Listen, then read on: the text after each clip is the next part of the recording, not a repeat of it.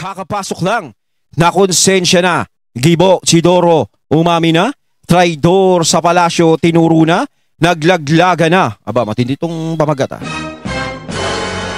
Ayan, syempre itong balitang ating matutunghayan ngayon ay nagmula kay Pinas Latest News. At ito po ang inyong lingkod na si BT na magbibigay ng reaksyon at komento dito sa video na ating matutunghayan ngayon. At huwag na natin pagtagalin at sabay-sabay na natin panoorin ang laman ng video na hatid sa atin ni Pinas Latest News at bibigyan natin ng reaksyon ang balitang ito. Pasok! Magandang araw mga kaibigan. Pag-usapan natin ngayon yung pag-amin o pagbisto ni Secretary John Vic Remulla. Ayun, bago natin simulan ng video ito, nais ko nga pala magbigay ng credits dito sa boses or video na mapapanood or mapapakinggan natin. Walang iba kundi si General Macanas. Ayan, syempre supportahan natin yan mga katunay.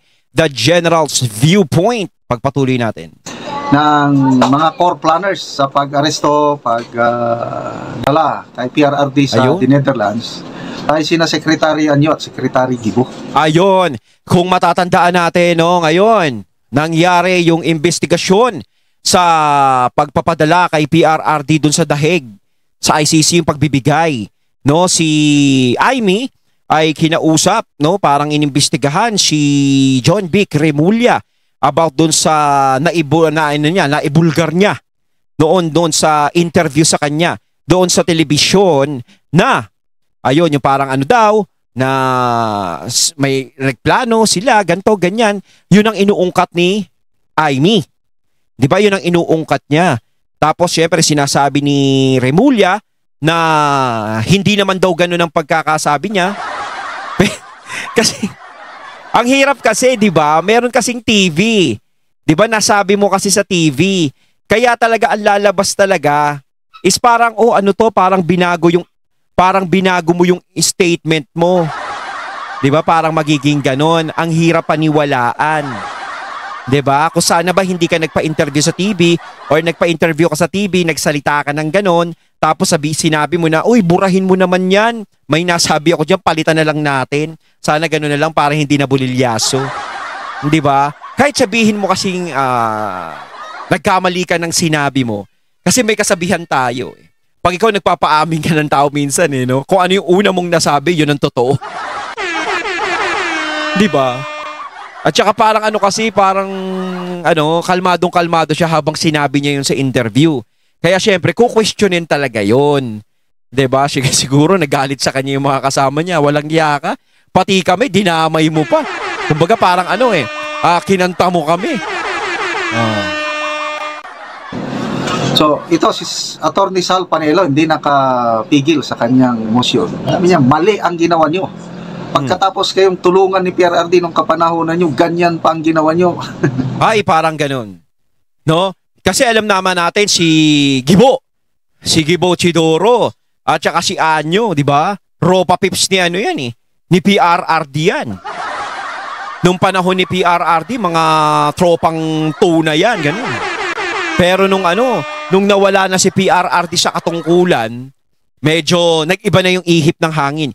Minsan talaga doon mo makikilala ang tunay na tropa eh. 'Di ba? O sa kagipitan, malalaman mo diyan kung sino ang matitira sa iyo. So, pakinggan natin ang reaksyon ni Attorney Sal Panelo itong ginawa ng si Attorney Sal, dalawang kaibigan, matalik na kaibigan ni PRRD. Kami ni DILG Secretary John Vic Remulla na bunga ng kanilang group effort kung bakit na-aresto si Pangulo Duterte. Para pinagmalaki pa yung group effort, di ba? Yun yung hinuhukay ni Aimee. Ano yung effort? Para saan yung effort? Di ba? Pangalan din nalabas niya ay sina Secretary tapos sinasabi parang chismis lang daw yun. Defense Secretary Gibo Chidoro at si Pangulong Marcos Jr. mismo. Meron pa isa, si Galvez. Di ba nandun din? Galvez? Parang si Anyo lang sir na pangalanan niya. Parang nabasa ko kasama. Ano bang papel ni Galvez ngayon? Peace Secretary OPAP. Peace. Tama, OPAP Secretary. Anyway, alam po ninyo, yun kaya ako binapas ngayon si Anyo. Kahit kami mga dating kasama niya, talagang tinutulig sa siya.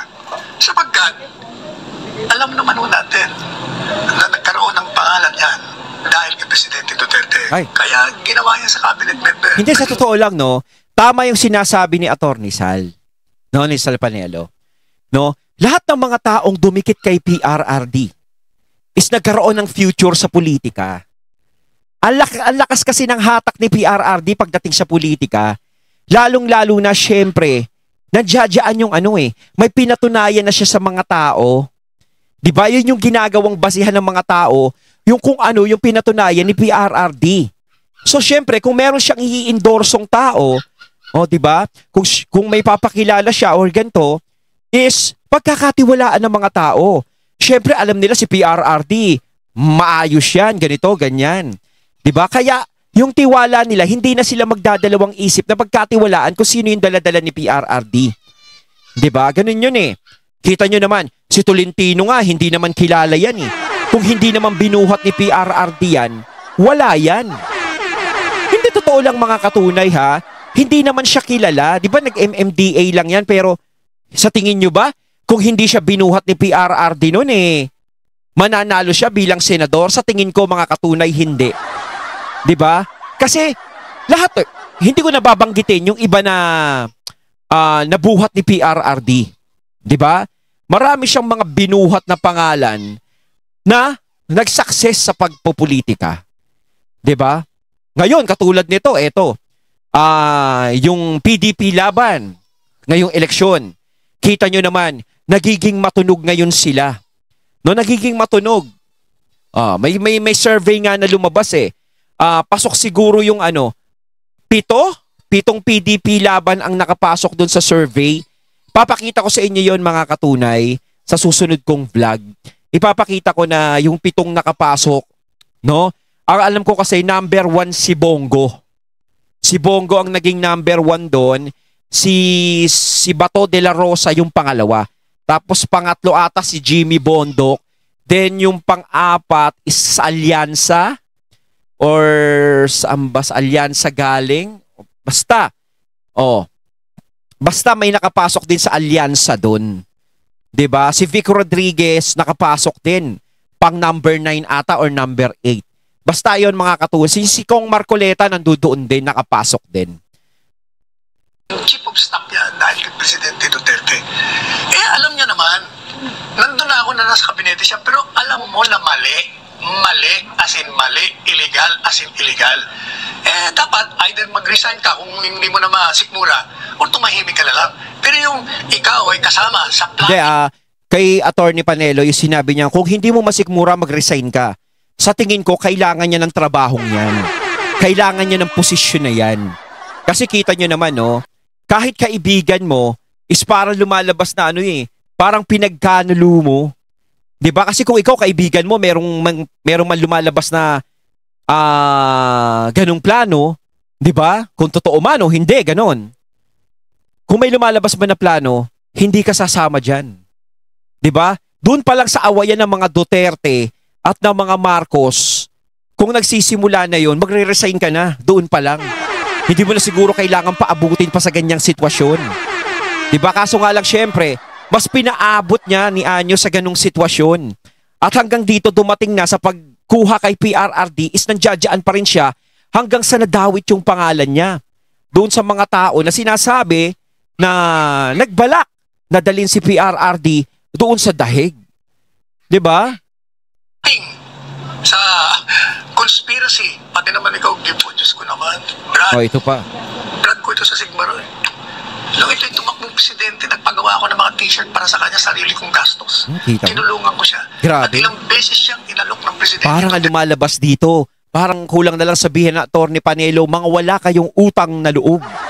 'Di ba? Parang ganun yun 'Di ba? Na maging Secretary of National Defense, 3 beses yata, 3 beses siyang tumanggi. Tumakbo senador, tinulungan pa rin siya. Pagkatapos, magpa-plot kayo. Hindi, sa totoo niya, sa totoo talaga, totoo yan. Na may mga taong klase na ganyan. May mga klase ng tao na ganyan. Natutulungan mo ng tutulungan. Pero ikaw pa yung wawalang yain.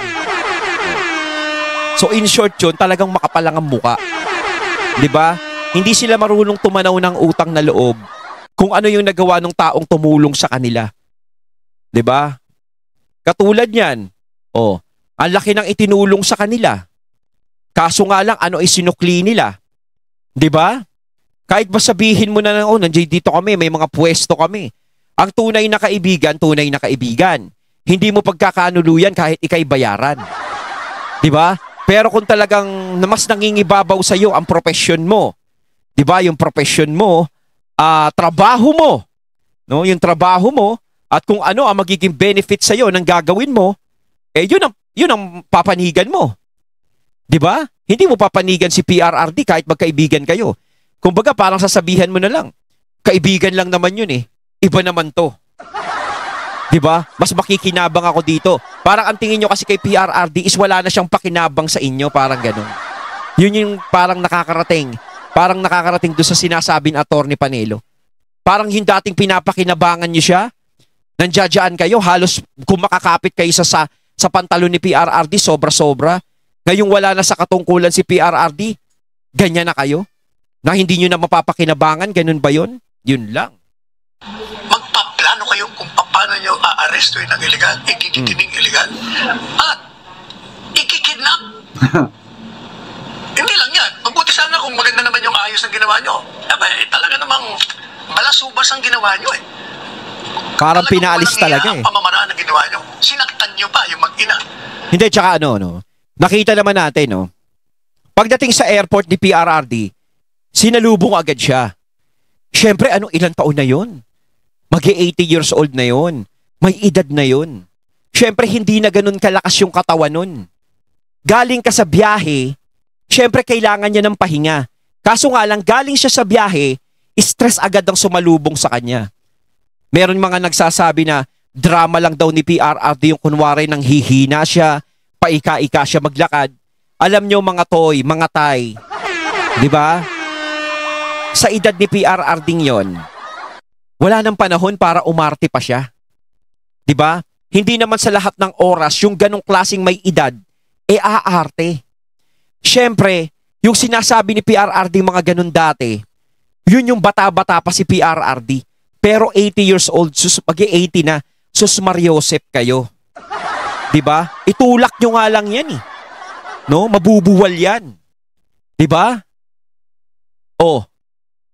Tapos sasabihin nyo, nagdadrama lang siya. Pagdating doon sa airport, ganyan na siya maglakad. Sus naman. Diba? Tatanda rin kayo, malalaman nyo yan pagdating nyo sa ganyang edad kung aabot kayo. Diba? Malalaman nyo yan. Tapos, itong si Presidente Duterte, alam niyo na nga may sakit. Ano ba yung dinala niyo sa ospital? O, sige. Sabihin niyo, hindi, binigyan namin ng attention. Binigyan niyo ng attention, hindi niyo nga dinala sa ospital. May ambulansya na doon. Hindi niyo pina-examine na nandun kompleto equipment sa ospital. Pangatlo, hindi niyo binigay yung mga prescribed medicine niya. Tsaka mali yun. Diba? Yung sinasabi ni Atty. Sal na, may sakit yung tao, hindi nyo man lang dinala sa ospital. Lalong-lalo na galing sa biyahe yun. Papaano yan?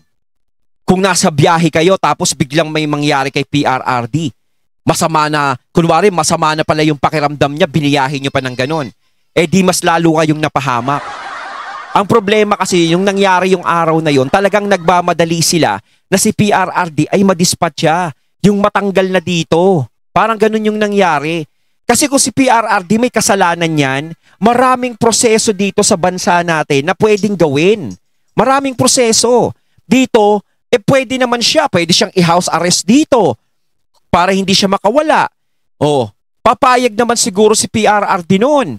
Kung talagang papaandarin nyo na yung kaso sa kanya, dito muna siya, padaanin muna sa Supreme Court, sa korte kung ano magiging desisyon, hintayin nyo. Kaso hindi ganun ang nangyari.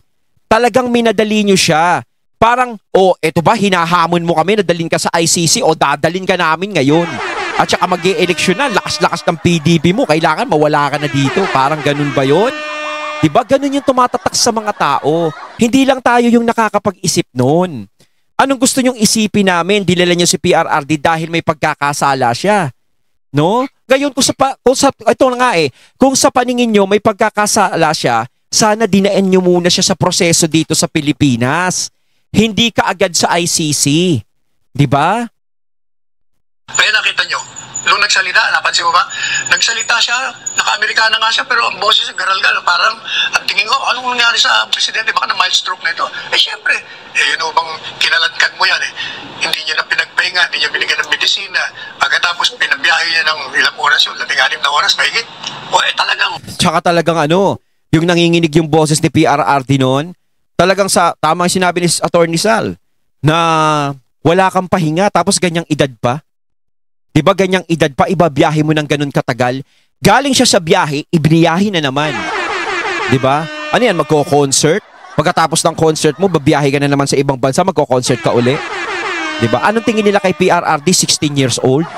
O pagpalagay natin kahit mga 40 years old, na kayang-kaya niya pa. Diba? Pinapatay niya yung tao.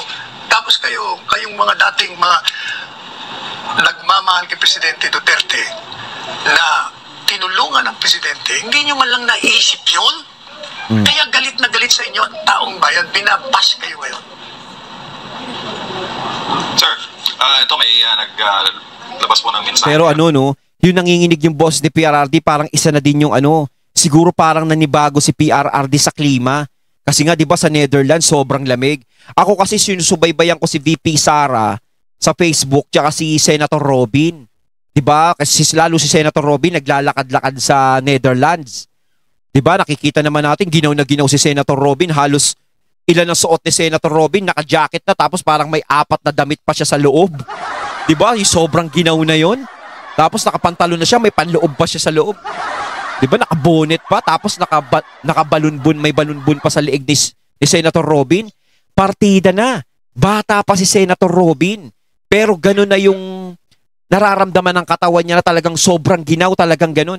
Lalo pa kaya si PRRD na halos nung dinala sa daig. Sa dahig walang kadala-dala, kundi yung suot-suot niya lang. Tapos bigla siyang iimbestigahan. 'Di ba? Bigla siyang iimbestigahan tapos tatanungin nyo, bakit nanginginig ang boses ni PRRD? Diyos ko, pinaghanda nyo ba siya? Pinauwi nyo ba siya ng Davao? Sige, Tatay Digong, umuwi ka muna, kumuha ka muna ng mga damit mo, malamig sa Netherlands. 'Di ba? Kumuha ka ng mga pangginaw mo.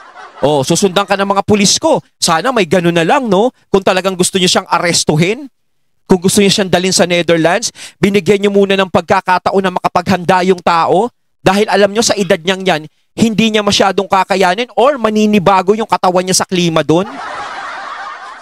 Parang parang siya si Nelo, pinalayas ng bahay, tapos pinaglakad sa niebe. Sa senador, sahin ko yung pahayag niya. As chair of the Senate Committee on Foreign Relations, I am calling for an urgent investigation into the arrest of former President Rodrigo Duterte, an issue that has deeply divided the nation. It is imperative to establish whether due process was followed and to ensure that his legal rights were not upheld but protected, especially given in the involvement of the ICC and the International Criminal Police Organization Interpol. To shed light on the matter, inviting key officials and agencies, including officials from the PNP, OTS, DOTR, DOJ, DFA, NSC at CAP, and other resource persons and witnesses. The Senate must address these critical concerns to uphold the country's jurisdiction and to clarify policies governing our law enforcement agencies and their engagement with international tribunals. Our sovereignty and legal processes must remain paramount. Senator Amy Marcos. Naku! Balat kayo pala ang buhay sa mundo. Alam mo, maganda boses niyan ni Attorney Sal. Pinapanood ko yung kanta niyan eh. Napaka-hipokrito mo. Hipokrito. Dapat, nung nagsisimula pa lang binibira mo na ng binibira yan. Pero nung ginawa mo, nagkandara pa ka na maging party ka ng bahagi ng alyansa. Ngayon ka lamang nagsasalita. At saka, alam po ninyo, mawalang galang na sa'yo hindi mo na kailangan mag-imbestiga sapagkat lantaran. Kung baga, kitang-kita mo na yung ebidensya. Ano pang i-imbestigahan mo? Illegal nga eh. Nakita. Mas maganda na siguro yung ginawa ni Amy, no? Para hindi na siya nagkaroon ng ganyan. Hindi na siya nagkaroon ng butas na ganyan. Baka sakaling magkaroon pa siya ng pag-asa kahit papaano sa eleksyon. No? Sana nag-independent na lang siya. Hindi na siya sumama sa alyansa kung hindi rin siya sasama sa PDP. Kasi sinasabi niya, sa gitna lang ako. Siyempre kapatid ko, tapos kaibigan ko pa yung nagbabanggaan. Kung ganong hindi ka makapag-isip ng maayos, wala kang mapanigan sa kanila, sana nag-independent ka na lang. Siguro kaya mo naman dalhin yung sarili mo. 'Di ba? Kung naging independent ka, mas mauunawaan pa ng karamihan siguro eh. Kasi parang lumabas ka na sa usapan. O parang isipin nila sa'yo, play safe. 'Di ba? Mas maganda na isipin na play safe ka kaysa yung ganyan. Na syempre sumama ka sa alyansa, no? Tapos biglang magiging ganyan na iimbestigahan mo yung mga tao na tauhan ni kapatid mo. 'Di ba? Ganun 'yun. Kaya medyo hindi sila makakapag-isip ng maganda sa'yo. 'Di ba? Ang kita mo yung illegal na ginawa nila, alam mo rin na walang jurisdiction. Ha? Hindi ka abogada, pero nagtapos ka ng abogasiya. Kaya alam mo yun. Oh, bakit hindi mo binira ng binira? Ano bang investigation? Wala namang investigation. Kaya natapos na nga eh. Kitang-kita na nga. Kaya nga nagpunta na sa Korte Suprema eh. Dapat sumama ka na lang. O ikaw, nag-file ka ng petition sa Korte Suprema. Sa Korte Suprema, ang huling bulwark of democracy. Walang maasahan sa inyo. Kaya nga pinapa-abolish na kayo eh. So, ayun. Pinanatan niya, Senator Amy, pokrita. Yun namang dalawang sekretary. Galit na galit talaga si Attorney Panelo kasi matalik na kay hindi lang attorney. Hindi lang ang attorney nila eh. Kundi kaibigan ng mga Duterte, matalik yan eh. Talagang kasama nila yan eh. Dating kaibigan, maling-mali kayo, balasubas kayo. Ayun, nakatikim sila. So, hindi mo rin masisisi si Attorney Panelo kung ba't nagsasalita ng gano'n. Pagbuhos ng galit ng maraming nagmamahal kay PRRD itong ginawa ni Secretary Anyot, Secretary Gibo. Kaya lang hanggang ngayon wala pa man silang reaksyon. Tahimik sila doon sa binulgar, binisto ni Secretary Remulla yung participation nila pagplano. Dala kay PRRD sa ano. So, history will just judge them kung tama ba o mali. Lalabas din ang katotohanan pagdating ng panahon. Time will tell kung sino ang karapat-dapat yung mag-iwan ng magandang legasiya dito sa ating bansa. Ayon, at ating natunghayan ng video na nagmula kay Pinas Latest News. At syempre natunghayan natin ang video na yon na binigyan natin ng reaksyon. Syempre walang iba kundi si General Macanas. Ayan, salamat General Macanas. Kayo mga katunay, anong masasabi nyo tungkol dito? Comment lang po kayo sa comment box. So once again, I'm BT and I'm out. Peace.